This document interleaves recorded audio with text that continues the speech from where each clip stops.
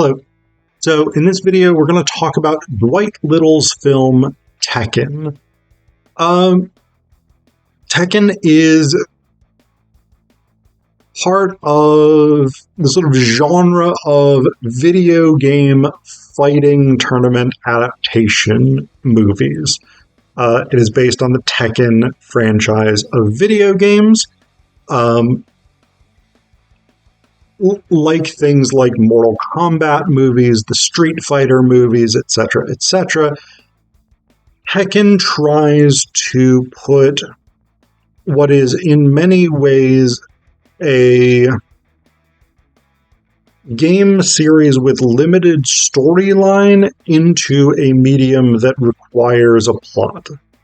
So Tekken does have a plot, apparently. I didn't know that based on the Tekken games that I've played.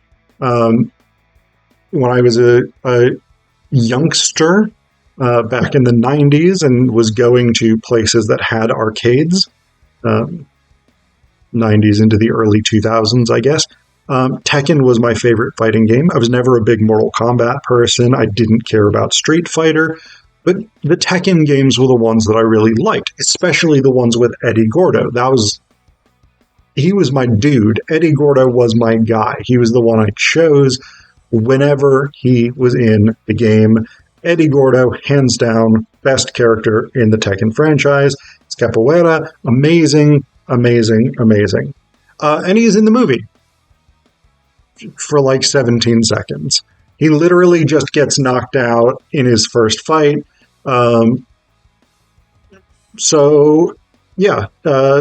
Fuck that portion of it. But the movie is not about Eddie Gordo. The movie is about Jin. So the premise of the Tekken film is that society collapses and what replaces national governments is a set of corporations. Those corporations, basically, there's a set of, I think, 8 of them that establish dictatorial control over their own portions of the world.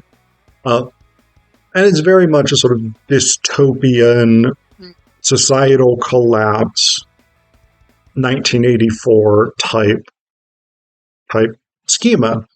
The biggest and most powerful corporation, the one that controls the North American territories, is the Tekken Corporation, and they host the Iron Fist tournament, which is basically a set of one-on-one fights, hence the structure of the video game is brought into the movie itself. Most of the fighters are, I'm not sure if sponsored is quite the right word, but most of the fighters fight on behalf of one of the corporations. That corporation takes care of their training, their entrance fees, all that stuff. All the things that you would normally provide if you wanted your fighter to succeed at in a high-level combat sport. Jin is from the Anvil, which is sort of impoverished slum, full of contraband, poverty, general sort of suffering, heavy over-policing by the Tekken security forces called the Jackhammers. And it's also full of rebellious energy against the Tekken Corporation. Jin does not initially plan to have anything to do with the Tekken Corporation or Iron Fist. His mother is very adamant that even though she has trained him to fight extremely well, he is not to have anything to do with Tekken. That changes when the Tekken Corporation finds out that he has been sort of smuggling some of their tech to anti-Tekken revolutionaries, and they end up killing his mother. At which point Jin basically says, I'm going to enter the Iron Fist tournament, which he manages to do by beating one of the established fighters in an open challenge. And the plan is that he will kill... let me find the character's name here.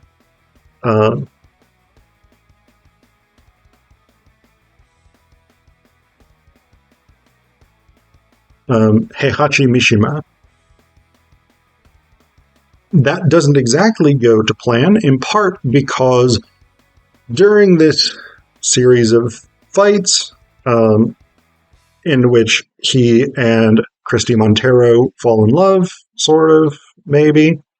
They at the very least have an affair, and they sort of become mutual supporters in their ultimate sort of fight against Tekken. But Kazuya Mishima, Heihachi's son,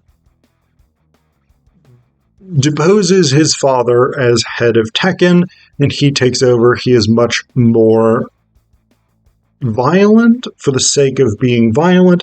He's much less strategic in terms of achieving corporate goals, etc., etc. But during all of this, it is revealed that Jin is Kazuya's illegitimate son. Kazuya knows this, does not care, wants Jin dead anyway. So there's a whole series of fights and whatnot, and there's resistance, the fighters try to escape, they get arrested, all this stuff. So, and ultimately, of course, the good guys win. Somehow, Jin defeats Brian Fury, who has had his bones replaced with steel, and they just sort of let that happen, even though there's a rule that you can't have any bodily modifications that make you a more efficient fighter. Whatever. Brian Fury is Tekken's guy, and so they're just like, yeah, whatever, we're going to just ignore that rule.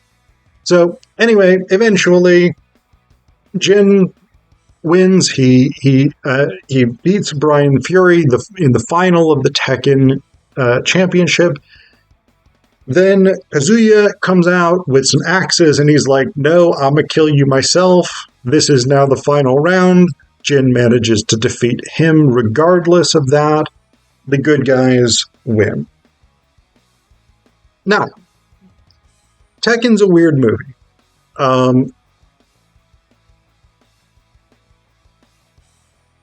There's a generally unfavorable critical response to it. Many people think it sucks. Then that's a fair view of it. It's not great. It's not bad in my view. There's some major things that I don't think make that much sense, or that don't really work in the film. Incidentally, according to Wikipedia, one of the people who really does not like the movie is Katsuhiro Harada, who is the director of the Tekken series, the video games. He said, that Hollywood movie is terrible. We were not able to supervise that movie. It was a cruel contract. I'm not interested in that movie. So, yeah, there's some definite people who are in a position to have good assessments of it that are critical of it. That being said, I don't think it's bad. I mean, the whole shtick of this is a movie made based on a video game, they're generally not great films. I mean, again, something like the Street Fighter series, the Mortal Kombat movies, these aren't great films. And I think Tekken is about on the same type of level. That being said, there's a few things I do want to talk about, just as general sort of this doesn't make that much sense elements for the most part. So I was struck by this.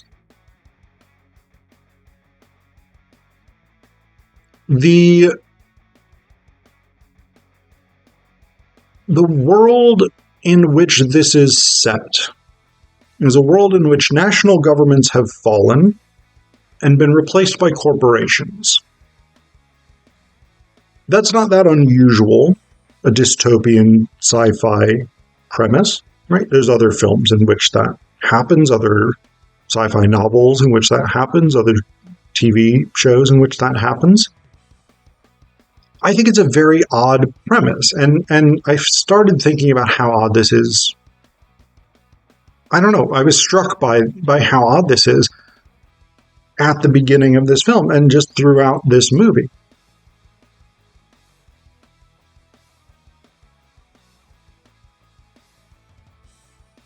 Why? Why would corporations outlast governments? I mean, certainly governments are not an eternal form of existence. There is a history of governments as we think of them today. There's certainly a history of the nation state as we think of it today. These have not always existed. They will probably not always exist, even for the entire duration of human society. We will have different socio-cultural and socio-political modes of organization. Okay. It seems very odd to me that corporations would survive as an organizing principle when governments don't. Because governments typically are stronger, better funded, better organized, and have greater military resources than corporations do. Obviously, some governments have those qualities more than others. The United States government, for instance, has the most comprehensive, largest military fighting capability in the history of the world, et cetera, whereas a country like, I don't know, Ireland, the Republic of Ireland, for instance, is not on the same level. Fiji is not on the same level. Whatever it is, fine. But it just seems strange to me that these extremely powerful governments would fall and be replaced by corporations, because corporations, as they currently exist, do not do the kinds of things typically that they do in this film. Like, it's not clear what Tekken's corporate model is, right? Because corporations, as they exist right now, exist to provide goods, services, or, I mean, even something like financial advice, financial, whatever it is, banking, investment, et cetera, even that is a service. So corporations exist to provide goods and services right now. In this universe, the corporations control their territory. They print money. They have their own military or police forces, security forces of some kind. They provide at least a certain amount of public services. They aren't really a corporation. They're a government. They may call themselves a corporation, but they are in effect a government. They no longer do what a corporation does. They do not very well, and with a tremendous degree of violence, they do what a corporation does. Or they do what a government does. I'm sorry. So that's a very odd thing to me. The fact that they think of themselves as corporations while in effect doing what a government does and not seeming to do what a corporation does. Tekken runs Tekken City. They run their American territories. It's not clear what good or service they provide as their corporate model. Right? So there's that bit, which I think is very odd here. Another bit that I find very odd is within the structure of the fight itself, the Iron Fist tournament. this is supposed to be a sort of competition, kind of like the Olympics almost, if the Olympics was exclusively blood sport, where all of the different corporations send their best fighters, and then there's one open slot. But none of the other corporations seem at all involved in this, right? Like, I don't know this to be true, but my sense is that at something like the Olympics, the Botswanan team, the nation of Botswana takes some interest in what's happening with their athletes. The nation of Canada takes some interest in what's happening with the Canadian athletes, et cetera, et cetera. That countries actually, provide support, they provide resources, they are involved in the training, et cetera, et cetera. That does not seem to be the case here. There doesn't even seem to be representatives of these other corporations. It seems like these different people, Nina and Anna Williams, Christy Montero, Sergei Dragunov, Eddie Gordo, Miguel Rojo, Yoshimitsu. Actually, I think Yoshimitsu might be a Tekken guy, but it doesn't matter. Other than Tekken, it seems that these people are just sent by their corporations, and the corporations are just like, yeah, whatever. We've lost interest in this whole thing. And part of the reason I say that is because at some point, Kazuya Mishima has the remaining Tekken fighters arrested, and Raven points out, you can't arrest us, we're we're Iron Fist fighters. But it doesn't seem to make any difference. I mean, it seems like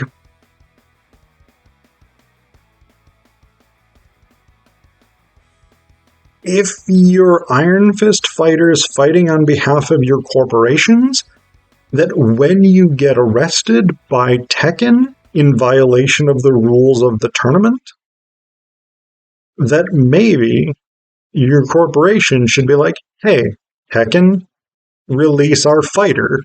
This is not acceptable. We see nothing like that even moderately occurring. It seems like it is literally just Tekken runs this, and so Tekken gets to do whatever they want to do. And even though all of the other corporations have sent fighters to this, that they take no interest in this. I don't understand it. It's very odd to me. So that's the other thing. The last thing I want to talk about that I think is very odd is the ending of the movie. Jin wins. Okay. The Mishima dynasty is defeated in the Iron Fist tournament. The Tekken Corporation loses in the tournament. But so what? I mean, we're meant to feel good, right? This is a happy ending. Jin won. He's the hero, the plucky upstart. Nothing changes. The Tekken Corporation still runs this society.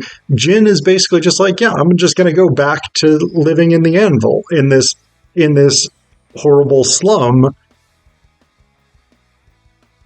The corporation is not toppled. A more equitable society is not created. Nothing changes. Apart from Jin now gets to say he's an Iron Fist champion, which, in terms of the world of the film, it's not clear to me that matters much, right? So this is one of those things, right? So this is a thing that struck me really with, as a major difference between the 1970s film Drag Race 2000 or Death Race 2000, and then the 2009, I want to say, remake just called Death Race.